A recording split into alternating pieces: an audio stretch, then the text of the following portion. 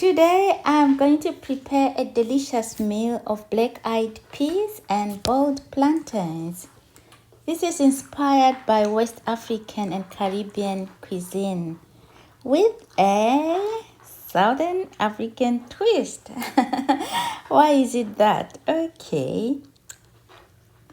As I'm from Zimbabwe, I love to incorporate my own cooking style and recipes from different cultures.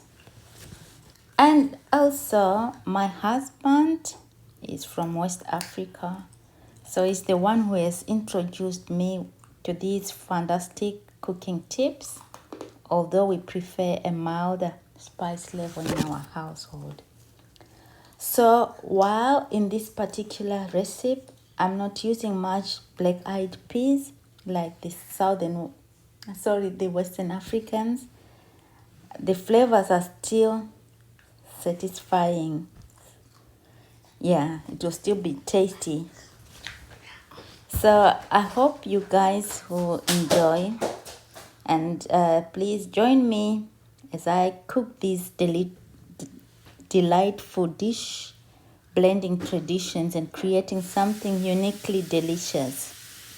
So please sit back and relax and enjoy the process. So I'll start with washing the peas and making sure all the dust is gone and any particles from the harvest is gone. They are fairly clean anyway. So once that is done, I'll add some salt and water. The salt, I don't use much salt when I'm cooking. That's a 1/4 teaspoon plus 1 full teaspoon. And I'm going to use an Instantpot. This reduces the amount of time that I'm going to cook. So instead of boiling the peas for 2 hours, I'll just boil them for 15 minutes at the initial stage, and then another extra 5 minutes when I cook them with tomatoes, onions, and pepper. I'm going to use 1 pepper, that red one. Like I explained before, that we don't use much spices, hot spices, in actual fact, yeah. So the peas are cooked now. I'm going to drain the water to remove the starch. And once that is done, I'll then pour the blended tomatoes, onions, and the pepper.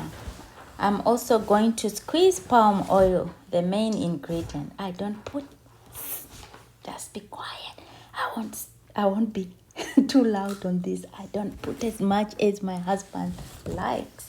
But anyway, it's about a compromise. I'm still getting used to palm oil anyway, so I don't put as much as the Western Africans use. So you usually add more on top of what I've added after it's cooked anyway. He eats it raw. Anyway, so that's thyme, garlic, and sprinkle a bit of salt as well.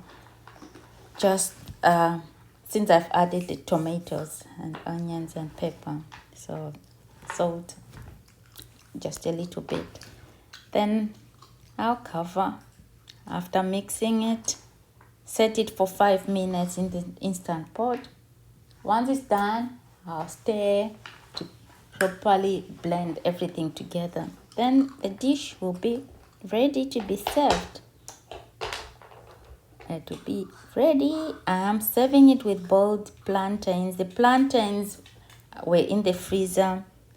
Took them straight from the freezer, put them in a pan, add some water, boil for a few minutes. I don't remember how many minutes, but just when they are cooked, you can see the skin will try to come off, so you can tell that they are properly cooked. These ones were ripe already when we put them in the freezer, so it doesn't take time. So putting them in the freezer is okay, in the fact that they won't get overripe, and but the texture won't be really the same as the ones straight from the store when they are ripe, or the ones you've kept in the house.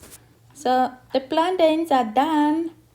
And yeah, like I said, the skin tries to come off on its own. And they seem overcooked though, but it's still fine because you're going to have them with the peas, so it will be nice and cool. I'm just mixing the peas, make sure that everything blends in well together, and boom, everything is done. You serve, drink your water. That's it for today. I hope you enjoyed everything. If you want the recipe, I'll put it in the description box.